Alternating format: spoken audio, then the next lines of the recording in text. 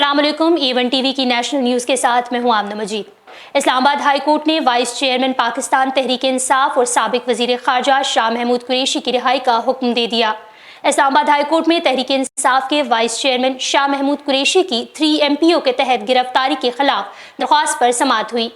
Justice मियां गुल हसन औरंगजेब ने vice chairman Pakistan Tehreek Insaf की रिहाई का हुक्म दिया, जबकि शाह महमूद कुरैशी की 3 MPO के तहत गिरफ्तारी को कलअदम भी करार दे दिया गया है। पाकिस्तान तहरीक इंसाफ के सेनेटर बैरिस्टर अली जफर ने आर्मी तनसीबात पर हमला करने वालों के खिलाफ आर्मी एक्ट के तहत कार्रवाई को दुरुस्त करार दिया।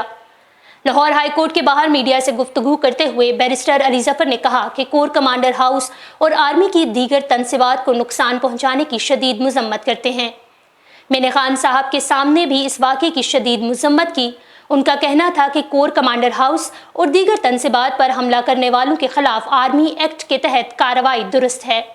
अगर कोई सिविलियन पाक फौज की तनसीबात पर हमला करे तो आर्मी एक्ट के तहत कार्रवाई हो सकती है। तशद्दुद ज़दा एहतजाज की किसी सूरत हिमायत नहीं की जा सकती। सरबराह अवामी मुस्लिम लीग और साबिक विफाकी वजीर दाखिला शेख रशीद अहमद ने कहा है कि 13 जमातें अपनी नाअहली का गुस्सा अवाम पर निकलवा रही हैं। सुप्रीम कोर्ट का घेराव और कभी अवाम को इदारों से लड़वाने की नाकाम साजिश हुकूमत का एक एजेंडा है। समाजी राब्ते की वेबसाइट ट्विटर पर शेख रशीद अहमद का कहना था कि इसमें ज़्यादातर पुलिस वाले एक्टिव हैं जो नवाज शरीफ के MNA और MPA के कोटे से भर्ती हुए और आज पुलिस में सीनियर अफसर बन चुके हैं। मैंने 2 ट्वीट देने थे, लेकिन मेरे लोगों को गैर कानूनी तौर पर घरों से उठा लिया गया।